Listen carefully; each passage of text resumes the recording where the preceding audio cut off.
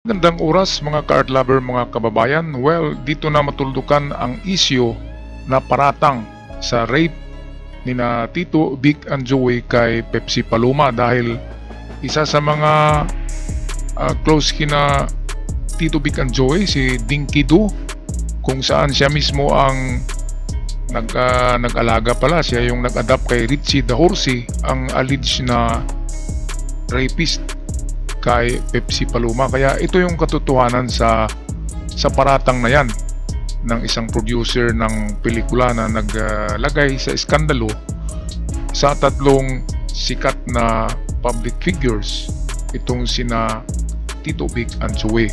Kaya ito ang video atin panoorin, si Dinky Do. Alam niyo po pala yung issue tungkol kay... Alam ko lahat yan. Pepsi Paloma. Pepsi Paloma, yung sinasabing na-issue Tito, Vic and Joey. Apo. Dahil kay Richie de Horsey. Opo. Ako ang kontrabitang bakla na maraming mga kasamang bakla na kalaban ni Tito, Vic and Joey.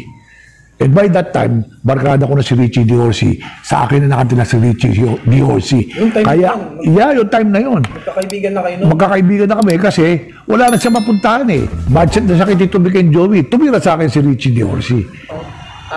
Nabanggit niyo po kasi sa akin kanina, sir, na malapit pala kayong kaibigan ni Sir Richie de Horsey. Kilalang Oo. komediante rin. So, pwede niyo bang patunayan sa amin, sir, yung issue tungkol kay Pepsi Paloma at TVJ, kung ano po ba talaga ang totoo? Well, bago tayo dumating dyan, si Richie de Horsey, naging adopted ko. In other words, naging tumira sa bahay ko yan dahil nireject na ng Tito, Vic and Joey yan. Ilang beses na tinulungan yan. Pero wala, drugs pa rin. Nakarating sa akin yan, I'm a user only. Pero ang nangyari, user lang ako. Compared to Richie de Horsey, ayaw niyang tumigil. Anyway, Pero pinagsasabihan niyo na. pinagsasabihan ko na, nireveal na sa akin yung buhay. Okay. Yung nangyari, pati yung kay Pepsi Paloma. Oo. Frame up yun eh. Wala yun. Hindi nangyari yun kahit hindi nga umabot sa doon kay Tito, Vic and Joey yan. Di ba? Frame up ni Ray de la Cruz yan. Isa yung manager So, 3 duties. ni Pepsi Paloma. Okay, so tama nga ang sinabi natin nung nakaraang episode na piniprame up ni Ray de la Cruz kasi sikat at mayaman na sila Tito, Vic and Joey. Pero ang malapit sa katotohanan dito, dahil si Richie the Horsey ay nagbebenta ng droga, eto sabi ni Dinky Do, hindi tumigil. At sila Kuka Nicolas at iba pang soft drinks beauty kasama si Pepsi Paloma ay gumagamit ng mga ganyan. Kaya ang koneksyon dito ay si Richie the Horsey. Ang koneksyon sa pangyayari kung bakit nagkatagpo o nagkakilala si Pepsi Paloma at ang tatlong sikat na artista na nabanggit natin. Kaya kung may mga rape case man dito, kasi ang mga nagda-drugs ay casual lang ang sex dyan. Kaya pwedeng kina Richie de Horsey merong nangyari. Kasi casual lang yan eh. Kapag nagsasama kayo na nagsasyabu kayo, ay pwedeng magkaroon kayo ng mga tinatawag na one night stand. Yan ang katotohanan dyan. At nang malaman siguro ng baklang producer at handler nila Pepsi Paloma na si Ray de la Cruz, ay ginawan ito ng kwento para nagkapira nga sila eh. Binayaran sila dyan, di ba? Binayaran ang si Pepsi Paloma ni Tito. Hindi naman kasama talaga dyan si Tito eh. Pero isinama pa rin. Binayaran na yan at tapos na, may waiver na. Pero ngayon ay binuhay ng isang producer na bakla rin. Baklaran. Naalala ko tuloy itong may video itong si Dinky Do noon eh. Na nagbayad siya sa jeepney, di ba? Nakita niyo yun? Sabi nung katabi niya, sa baklaran po. Sabi din ni Dinky Do nang nagbayad siya, bakla rin. Kaya matatawa ka doon eh. Komedyante talaga to si Dinky Do. Okay, balik tayo sa kanyang salaysay. Close ni Pepsi Paloma si Kuka Nicolas eh. Apo. O di yun ang katotohanan. Kung may binanggit si Pepsi Paloma, Yes. na siya yung saksi. Apo. Na walang katotohanan may issue kay Tito, Vic and Joey and Pepsi Paloma with Richie de Horsey. Wala yun. Ako naman, sasabihin ko, ako ang saksi, walang katotohanan yun. Dahil sinabi sa akin, nireveal sa akin ni Richie de Horsey. At pinatutunayan ko yun. na walang katotohanan yung issue kay Tito Vic and Joey, yung issue kay Tito Vic and Joey at Pepsi Paloma. Kagagawa ni Ray de la Cruz yan. Patay na si Ray de la Cruz. Wala. Kasi gusto nila magkapere. Gagamitin niya yung mga talent niya. So grabe yung issue na yun kasi... Sikat yung Tito Vic and Joey. Opo.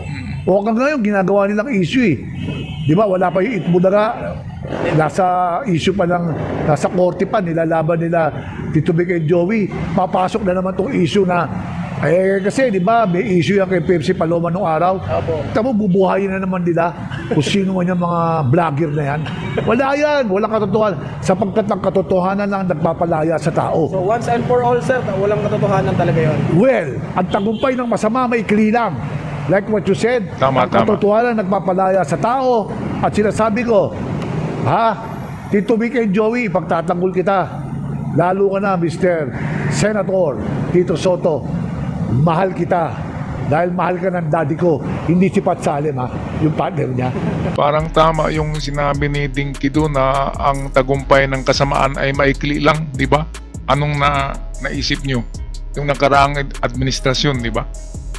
Nagtagumpay nga sila pero maikli lang. So ganyan yan. Ang katotohanan ay magpalaya. The truth will set you free. Galing tong si Dinky do kaya lang may bisyo din pala ito. Kaya totoo yung mga sinasabi sa kanya ni Richie the Horsey kasi user siya sabi niya, user lang siya. Si Richie the Horsey yung nagbebenta. Kaya kung ano man yung sinabi ni Richie the Horsey sa kanya kasi siya nga yung nag-adapt na siya na yung nagpapakain Totoo yun na walang koneksyon doon sa nangyayari ang tatlo, sina Tito Vic and Joey. Pero si Richie ay may koneksyon kay Pepsi Paloma. At kung ano man ang ginagawang kwento na yan ni Ray de la Cruz ay para pagkapirahan lang ang tatlong mayaman na ito. Okay, tapusin natin ang video with Dinky Do. Message. Number 1, ito ang kailangan mga makakuha ka ng value, reality, moral lesson, spiritual, di ba, physically literal. Rai TV, congratulations. Malayo mararating mo.